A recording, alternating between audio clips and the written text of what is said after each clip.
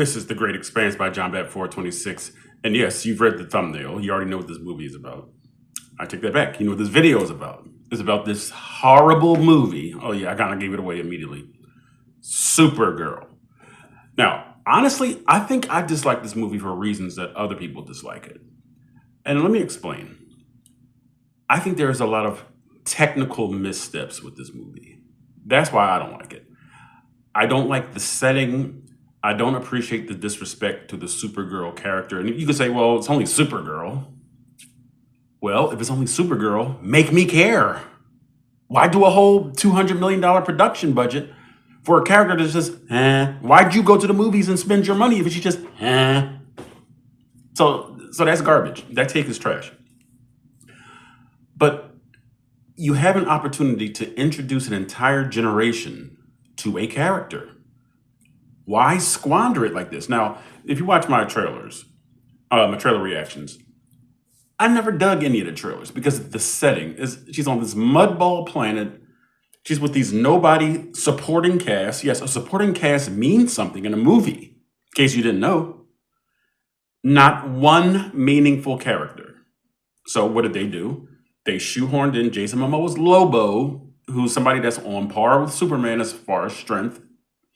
They might be on par, but I think Superman might be a little stronger than Lobo. Lobo is a maniac. He destroyed his own planet, Zarnia. Okay? I mean, like I said in the previous trailer reaction, you cut off a piece of Lobo. Not only will this grow back, the piece that's cut off will grow a new Zarnian. That's the kind of regenerative properties that Lobo has. So you just throw him into this one. And no, a lot of people that said Lobo carried the movie, absolutely not. Millie Alcock carries this movie. For good or for bad. For me, she was good. There was never a scene where I was like, I'm not buying her. Or her acting is atrocious. Now, her acting choices, because of the direction of the movie, because of the screenplay, I'm like, why is this chick just like a stoner? Like, I felt like I was watching like The Big Lebowski in the beginning. She had these shades on. She was like drunk and hungover. I'm like, why are they giving me these images of Supergirl? Supergirl.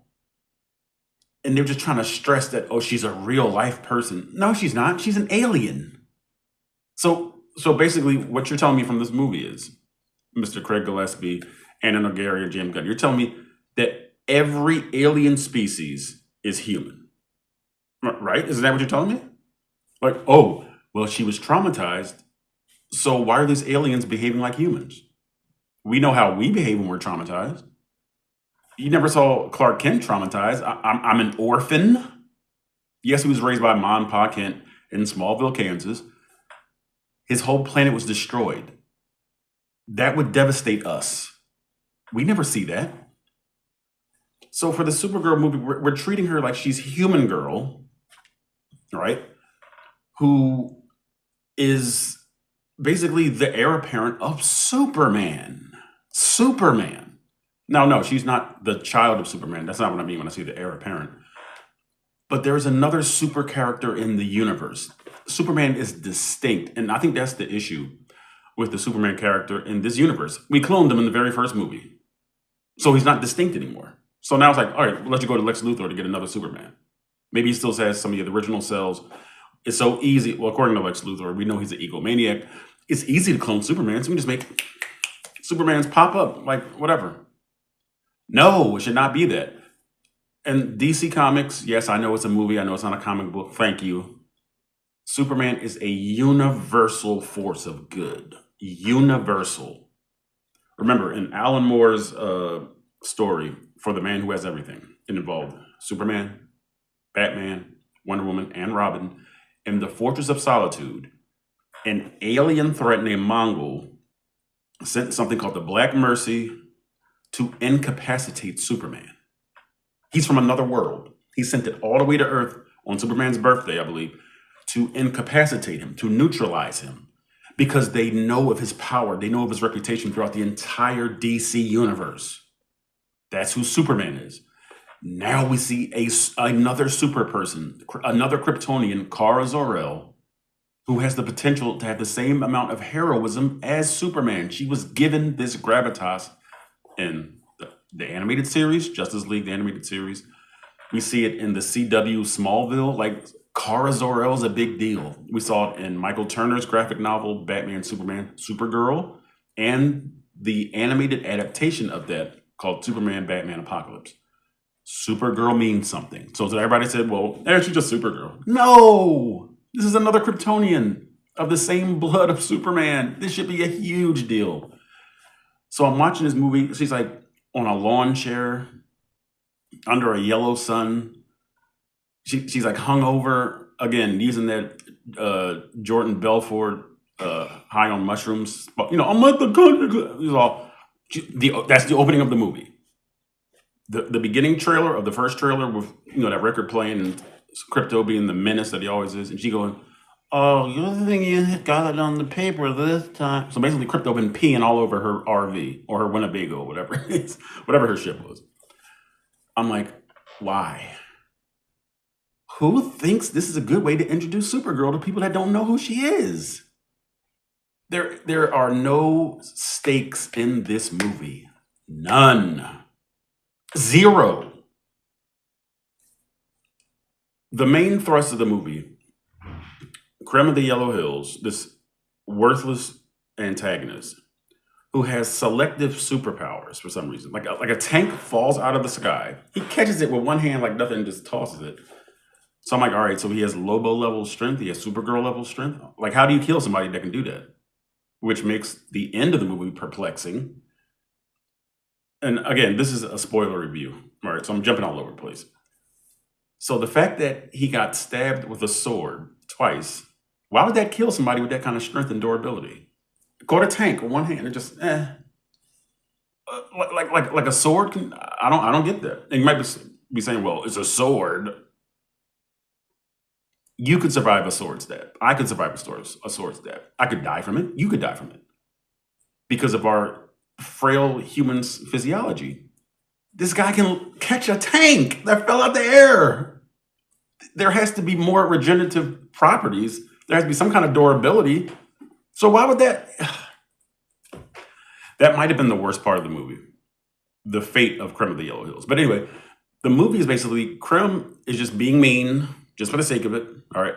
He's also rounding up all these young girls, which they don't put too much of an emphasis on, but yet it's still like a subplot of the movie. So they're like these prisoner ships that he has with all these chicks in these like white gowns or whatever, because he wants to repopulate his all male species with these women that girls he's turned into concubines, whatever. And basically he's just being bad and flying places, being bad. That's what the movie's about. So he happens to stumble upon Kara. He stumbles upon her ship. He like just walks in. He like bypass the security. Somehow, and again, it might seem like a nitpick, but Crypto, that annoying menace, this super dog, doesn't know that they're in the vicinity. I don't know if you've ever had a dog. I know I've had dogs at my grandparents' house down in there. I never want to give away personal information. If they don't know you, if they don't recognize your scent, they know you're there before you know. It's almost like The Bodyguard, which is very realistic, with Whitney Houston and Kevin Costner. All right. So before the guy even sneaks into the house, the dog is upstairs growling, like, and that alerts Kevin Costner. He's like, wait, why is the dog making this noise? He's on the top floor of the house. The guy is still outside. And the dog, remember, with all the other people that were in the house, in the bodyguard, the family, the sister, Rachel Maron, or Marin, or whatever that's who Whitney Houston's character was, the dog still pinpointed this guy's scent outside of the house. Little dog, too. So you're telling me Crypto, a larger dog, a super dog, okay, can't detect these guys coming down an open plane where the wind is just going. See, that stuff matters, because if you tell a stupid story, somebody can point it out, like I'm doing now. Like, so this dog couldn't smell their scent. And these guys ain't clean. They got to be dirty. This super dog didn't pick up on their scent in the wind. Anyway, nitpick over. So Krem just like looking around the ship, because I guess his ship got destroyed or whatever. Crypto finally detects them conveniently for the plot. So he starts running at Krim. Supergirl's like, no, Crypto, no. And so Krim has a bowl of Cheerios, shoots the dog, poisons the dog, takes off on the ship. And again, this is another nitpick, but it's something that I noticed. So it's the movie's fault for me noticing it. Every takeoff shot, the ship goes and just disappears. So it's almost like they didn't want to spend enough money on seeing a ship like gradually fly out. Just every ship just goes, and it's like, all right, let's save money on the budget or something. Nitpick, I admit. So Crypto's been poisoned. He has 3 days to live. Supergirl's going to chase Krim because Krim conveniently has the antidote on him, because for the sake of the script, they say that the brigands carry the antidote on them for a means of interrogation. Who did Krim interrogate? Okay, he shot Crypto. He didn't say hi or kiss my butt to Kara or Ruthie. Who was he interrogating? Why did he conveniently have the antidote for Crypto around his neck the entire movie? Nitpick or bad story? You tell me.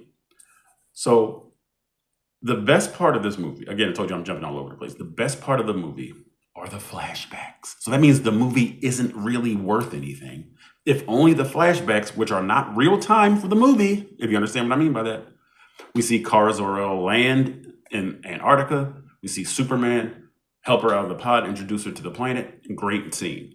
We see Kara on Argo, which was a chunk of Krypton that was protected by her father so that the remaining Kryptonians, there would be basically a salvaged race of Kryptonians. So they're floating through space. That's the best scene in the movie, where we see Kara's parents. You know, they're pregnant. I mean, well, she's pregnant. Her mother, Kara's born. We see that the Kryptonians on Argo are getting sick because a substance in the soil is irradiated. So it's basically kryptonite. So this kryptonite poisoning is killing everyone. Mama dies. You feel her death. That's how good this scene is. It's almost like there's two different directors of this movie. The ones that direct the scenes with Superman and the flashbacks and the scenes on Argo, and then the rest of the fluff that you don't really care about. All right. So that's kind of annoying to me. It's like in real time, this movie is worthless. I don't remember any good scenes of this movie in real time. I mean, David Corenswet was immaculate as Superman. You feel his friendliness. You feel how relatable he is. David Corenswet is that boy.